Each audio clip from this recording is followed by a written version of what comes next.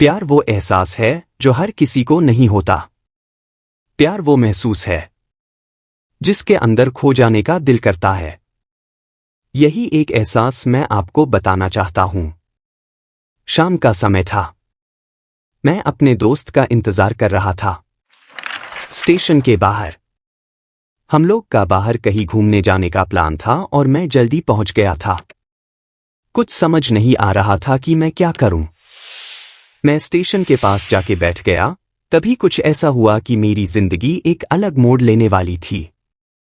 Station की तरफ मैं देख रहा था कि मेरा दोस्त आया कि नहीं, तभी अचानक से मेरी नजर एक लड़की पर पड़ी। वो जो वक्त था, मैं पूरी तरह कुछ देर के लिए थम सा गया था। मैं सब भूल गया था कि मैं कहाँ हूं, क्यों हूं। बस मेरी आंखें उस लड़की की तरफ से हट ही नहीं रही थी और इस तरह से मैं उसे देखता ही जा रहा था। उसकी मासूम चेहरा, उसकी छोटी छोटी आँखें, उसके मासूम सा चेहरे पे वो मासूम सी उसकी हंसी, जैसे मानो कोई परी हो वो। उसे देख पहली नजर में मानो दिल को कुछ होने लगा था। क्या वो प्यार था? मुझे नहीं पता, बस दिल बोल रहा था कि मेरा दोस्त कुछ देर बाद आए या ये वक्त रुक जाए। मुझे उसका नाम जानना था। उसके बारे में बहुत कुछ पता करने को दिल कर रहा था, लेकिन कैसे करूं ये समझ ही नहीं आ रहा था। जब कुछ समझ नहीं आया तब मैंने बस भगवान से प्रार्थना किया कि मुझे ये लड़की मेरी जिंदगी में चाहिए। वो जा रही थी।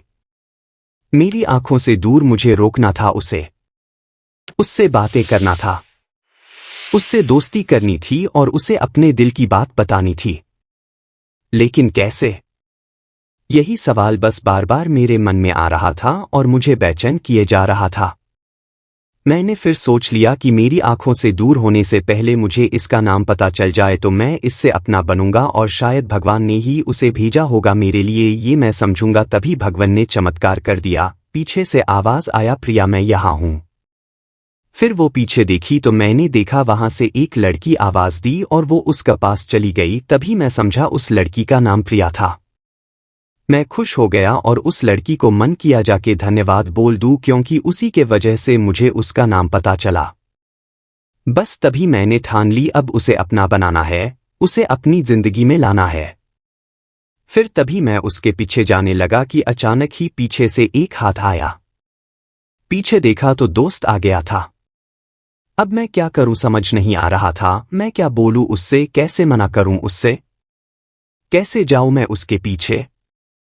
मैं इसी सोच में लगा रहा तब तक वो मेरी आंखों से दूर जा चुकी थी। दिल मानो रोने लगा था और तभी मानो ऐसा लगा कि जैसे सब कुछ एक सपना सा था बस, और आंखें खुल गया तो सपना टूट गया।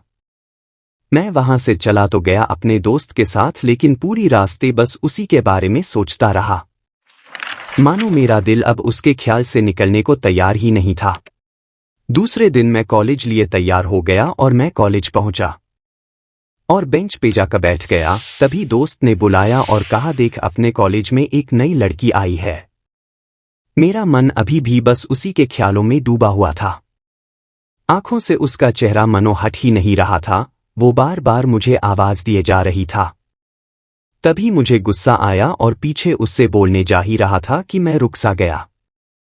मेरी नजर मानो फिर से एक बार सपनों में चला गया। मैंने देखा कि वही थी। मानो जैसे मेरी खुशी का कोई ठिकाना नहीं रहा। मैं खुद को रोक ही नहीं पा रहा था और मेरे समझ में ही नहीं आ रहा था कि मैं क्या करूं, क्या बोलता। मैं बस जाके अपने दोस्त के गले लग गया और हंसने लगा। तभी पता चला वह नई लड़की थी जो कॉलेज में आज पहला दिन आई थी। मैं तो मानो हवा में उड़ने लगा। फिर मैंने एक दिन अपने दोस्त को बताया कि ऐसा ऐसा है। उसने कहा जाके बोल दे उसे अपने दिल की बात। लेकिन मैं डरता था कि वो क्या कहेगी, क्या लगेगा उसे। यही सोच के मैं हमेशा रुक जाता था। मैं सोचने लगता था कि कहीं वो मेरी बातें सुन के मुझसे दूर न हो जाए। मैं उससे दूर नहीं होना चाहता था। मुझे ये एहसास हो गया था कि शायद वो भी मुझे पसंद करती थी, लेकिन वो कभी कुछ नहीं कहती थी। उससे लगता कि मेरे मन मैं उसके लिए कुछ नहीं है। लेकिन वो क्या जाने कि उसे पहली नजर में देख के ही मैंने उसे अपना दिल दे चुका था। दिन बीतते गए, हम लोग एक अच्छे दोस्त की तरह साथ रहते और बातें करते थे, लेकिन न कभी मुझे हिम्मत हुआ उससे कुछ भी कहने का, ना और ही उसे। वक्त बीत गया और इस तरह हम लोग की पढ़ाई पूरी हो गई, लेकिन मेरे दिल में उसके के लिए अभी भी पहला और आखिरी प्यार था, और शायद उसके लिए भी। और इस तरह से हमें सबको अलग अलग कंपनी में जॉब लग गई थी। तभी बस एक दिन मैंने सोच लिया कि अब बस मैं उससे कल जाके दिल की बात बता दूंगा।